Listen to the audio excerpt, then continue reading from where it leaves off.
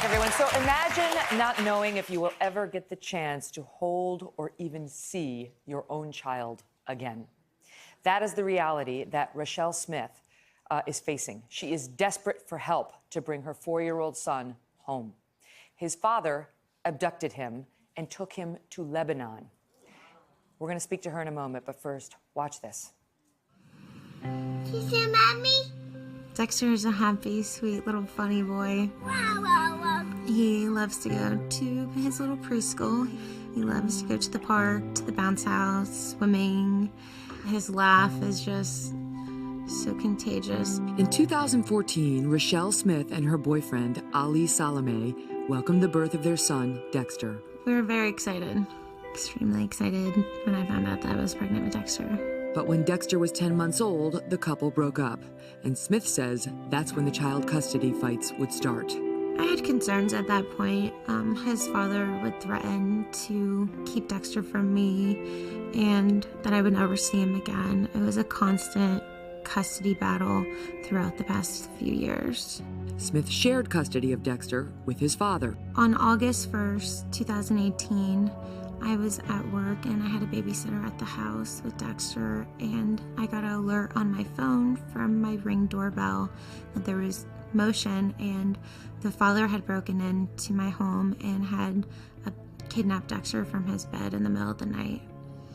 The police were notified immediately, and luckily they were able to locate him and arrest him. Salome was charged with 2 felonies, burglary and interference with child custody. The judge had ordered that the following day that the father was allowed to pick up our son Dexter from preschool at Friday afternoon, but to return him no later than 9 a.m. on Monday morning.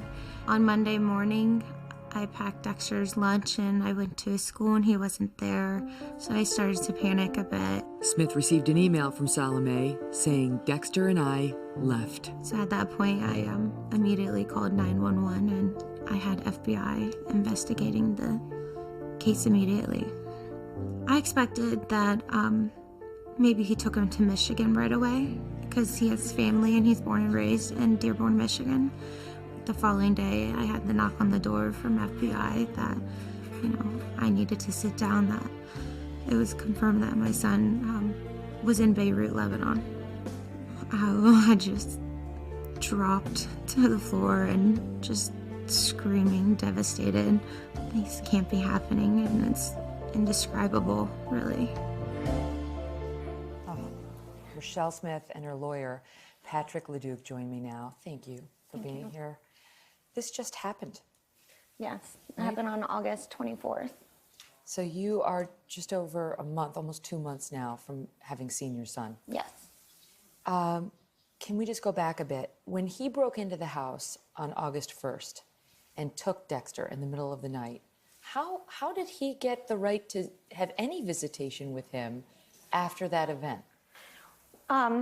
So immediately the next day I went and I filed an injunction for protection for me and my son, and it was immediately denied.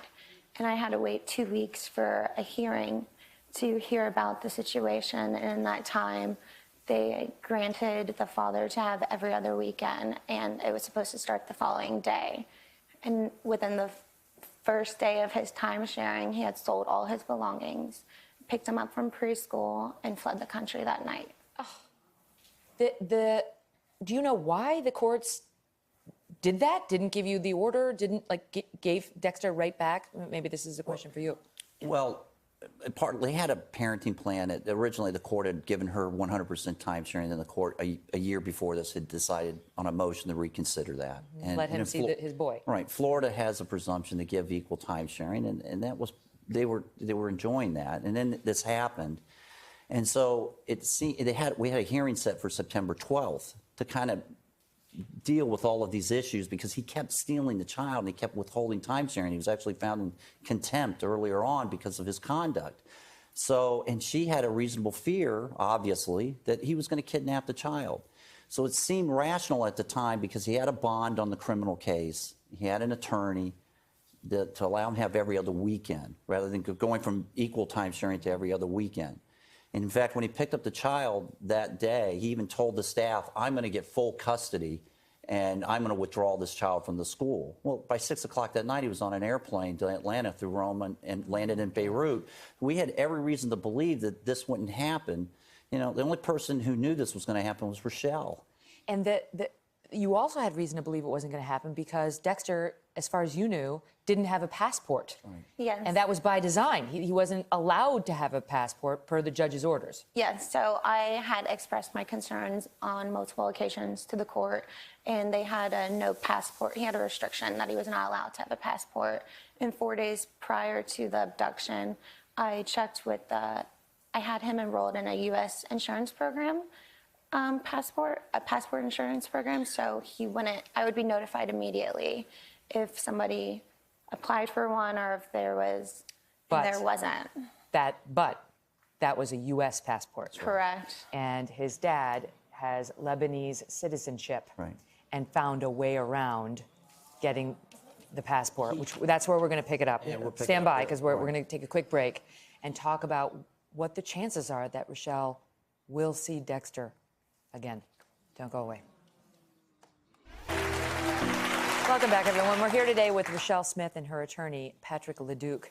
Rachelle's 4-year-old son, Dexter, was abducted and taken overseas by his father just 2 months ago to Beirut. So the father got a passport through the Lebanese consulate and forged documents and, pulled one over. And when was the first you were able to speak to him about what he'd done, Rachelle? I believe it was that day, later on that day when I found out on the 25th, the following day after that. What he did he didn't say? return. He wants me to admit the truth, and I'm not quite sure what that is. And I've asked him, what would you like me to admit? I'll do anything, but the facts are that he had broken into my house 2 weeks prior, kidnapped him, and then he had abducted him to Lebanon. So I'm still unsure of. Did you see Dexter? Like, did you see him on I got to FaceTime? FaceTime him right when he was taken over there. And then about 2 weeks ago on my trip to Washington, D.C., the Lebanese government did enforce a welfare check, and I was able to Skype with him. Mm-hmm. What was that like? It was great being able to see him, but it's not my little happy boy that I'm used to seeing. He looked very scared. His father was in the background yelling, and he was trying to comfort his dad, It was very terrifying. Lebanon doesn't have an extradition treaty with us, which means what? They're not signers of the Hague Convention. There's no extradition treaty. It would seem like a hopeless situation. But I can say this, I'm a Christian, a man of God, and I believe that all things work together for good to those who love God and are called according to His purpose. And this is a strong woman right here, and God wasn't on His throne and surprised by this. And God's doing a great work here. And I believe, and through faith, I'm a lawyer. I try to handle her legal problems, but I also believe that we have an eternal future. And I just think that God is going to make this happen for her. What do you think? I mean, Rachelle, do you think you're going to see Dexter again? Oh, yeah. I'm very hopeful that I'll see him. You're not a rich woman, No. right? What do you do for a living?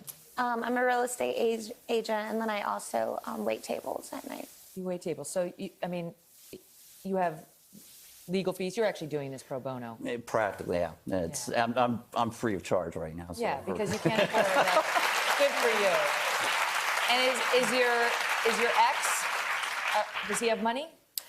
He hasn't worked in the past few years, but his family has money that's been funding him. To get the cost of going through the Lebanese judicial system, which is what we're being compelled to do, is going to run her about $65,000 or upwards.